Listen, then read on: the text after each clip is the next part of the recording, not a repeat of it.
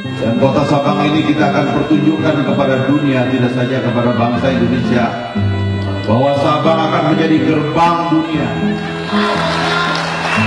gerbang peradaban baru yang megah, yang indah, yang penuh kepercayaan diri, yang tumbuh dengan nilai-nilai tidak saja peradaban materi, tetapi peradaban ilahiyah.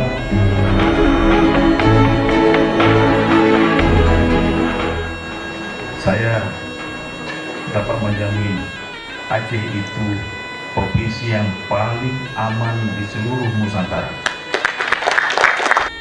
Hari ini kita akan melakukan launching sebagai tanda dimulainya promosi dan persiapan Sel Sabang 2017.